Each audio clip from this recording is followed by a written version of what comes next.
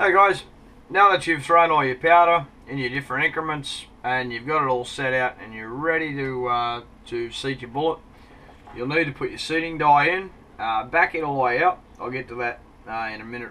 That's the reason why. Okay, so if we're just doing general hunting loads and we don't know the lands and grooves, the distance off our rifle, and we're just going to stick to the factory specs, you just look under the projectile and see what the case overall length is. Now for the 168 grain AMAX, its case overall length is 2.8 inches. So, you know, that's easy enough. You just then take your dial caliper and then take your projectile and your shell and you place it in, and basically to set the die you would just put the projectile in, and then you would run the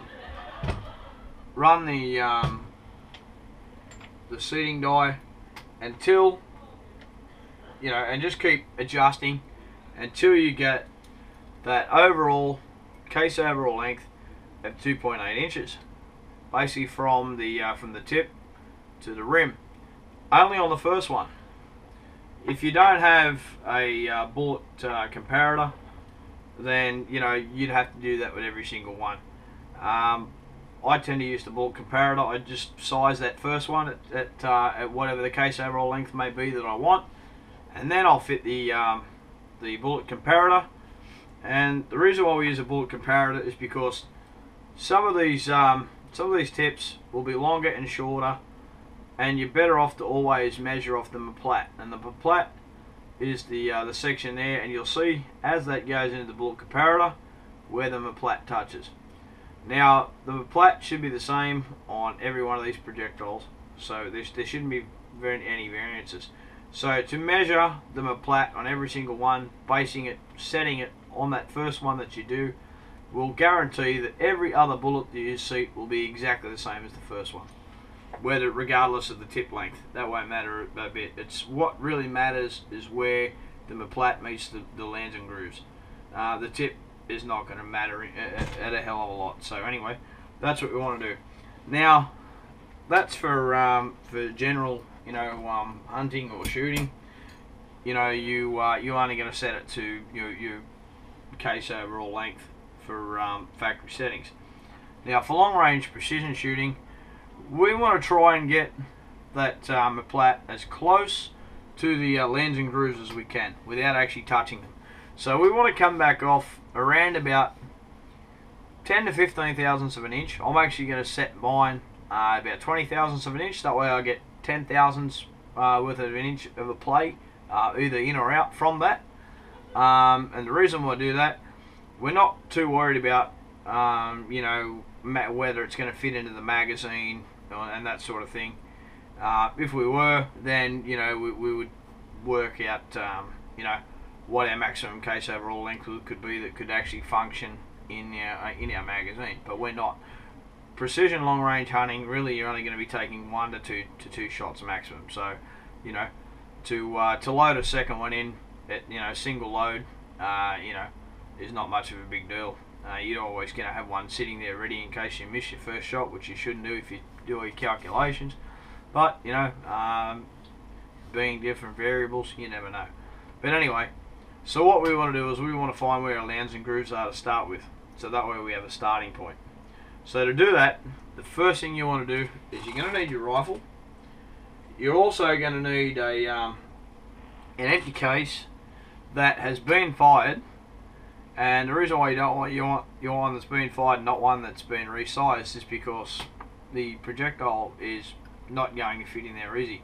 You want that projectile to be able to move in and out reasonably easy. Not too easy, but reasonably easy. And the reason for this is we're going to find our lands and grooves. And to do that, on a Remington 700, it's quite simple. You take your bolt, all you need is a shoelace, and tie off on a shoelace, and the shoelace will hook in to this point here, and you'll basically pull it back and you'll get a dime, or in Australia 5-cent piece, and there's a little slot, little groove here. You'll stick that in there, and that will then allow you to take your firing pin out of your bolt. And the reason why we do this is because when you go to put your bolt forward and lock your bolt with a firing pin, it's under tension. So you're not going to feel precisely when you're starting to hit those lands and grooves. So now that we have that, we'll put our bolt in our rifle. Okay, there's nothing in there at the moment. There's no firing pin, so the rifle's not going to fire. Okay, so we have our bolt in. The next thing we want to do is we want to take our case that's been fired. As you can see, it's a dead primer, no live primer in there.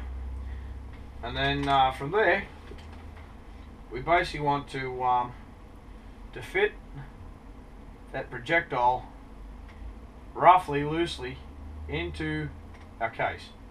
From there, we are carefully going to place our case up into the chamber, slide our bolt forward. Now ever so slightly, slowly slide the bolt forward until the bolt is pushed all the way forward, and you can actually lock the bolt in place. So when you feel that bolt lock into place and cam over, that is now touching the lands and grooves. Once you've got that there, ever so carefully pull the bolt back, extracting that round, and don't allow it to grab on the side as it's ejecting. You want to feed it out by hand yourself, and you want to take that round out. Now that round is now exactly touching the lands and grooves on my rifle. Okay, so now that we know where our lands and grooves are, the first thing we're going to want to do is take our caliper, and we're going to want to measure and see what our overall length now is with it touching the lands and grooves. Okay. Now our overall length is 2.920 or 25 thousandths of an inch. Okay. Now 2.8 we know is our factory case overall length. So as you can see, we're about 120 thousandths, you know, further in from that. Now what we want to do is, now that we have that, so we know it's 2.925 thousandths of an inch, 25 thousandths of an inch. We will then write that number down. We know that's where our lands and grooves are. Now from there, we want to actually seat our bullet in another 20 thousandths. So we're going to, for argument's sake, we'll actually we'll zero this out at 2900. So it'll be, instead of being 2.8 inch, it'll be 2.9 inches. So we'll zero out at that. We'll come 25 thousandths of an inch, you know, seated. Now, to do that, you want to sit it in your shell holder, and then this is where you want to start winding your seating die in. So you'll run the die, then you'll check again.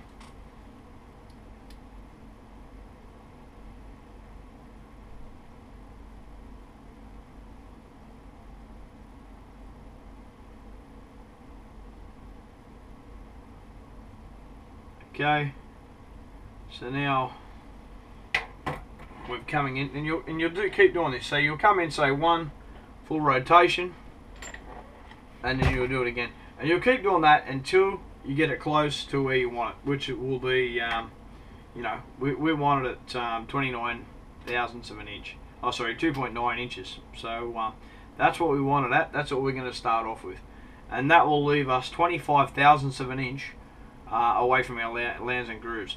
So that will give me roughly 10 to 15 thousandths of an inch play in, and as much as I want out, you know, from the lands and grooves, you know, once we turn and run that. So what I'll do is I'll run that at that. I'll now turn around and seat every one of those bullets. Now that I've done that, you know, I know that's my length. What I can then do now is now put my comparator on. I've got that overall length that I want. I'll put my comparator on. I'll tighten it down. And now is where I'll measure it to the MPLAT. So I'll stick that in until it touches the MPLAT. We'll now run that in. Okay, so now that's in. Now what we'll do now is we'll actually zero the caliper. So you'll take back the dial, or if you've got electronic, you'll just tar it out.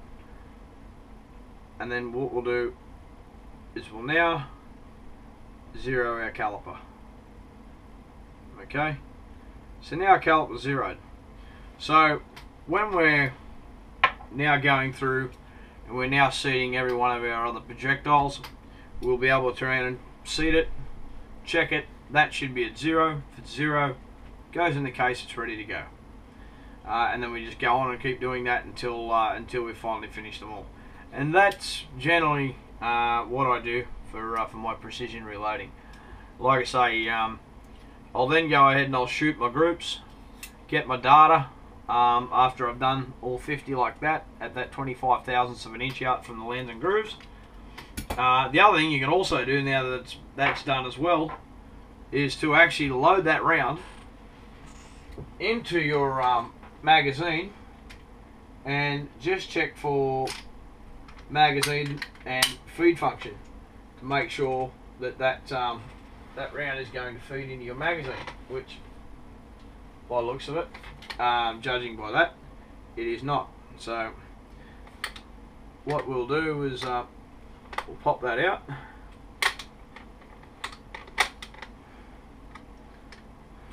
And then we know now that that is not going to fit in our magazine, but we're not too worried. Being precision, it's going to be a single feed only anyway. So which isn't any major of a drama. If it's general hunting, well then I said we'd set it to 2.8, and magazine feeding, and loading wouldn't be a problem.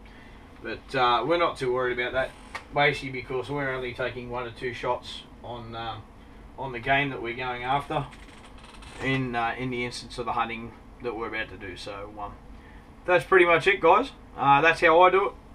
Let me know, if any other reloaders out there see this video and any other way you guys decide to do things, or you think I should, change something in the way of the procedure that I do mine, or if you like what you see, you found this video series helpful, and hopefully it does. Hopefully it'll help out some of you guys that are new to reloading, and all that as well. So if it does, guys, give us a favourite, a thumbs up, a comment, and let us know what you think. And like I say, from here on in, the content will be definitely a lot more content, a lot more frequently. And now with this new GoPro, it's a lot better quality footage. So anyway, guys, as always, safe and happy hunting, and take care, guys.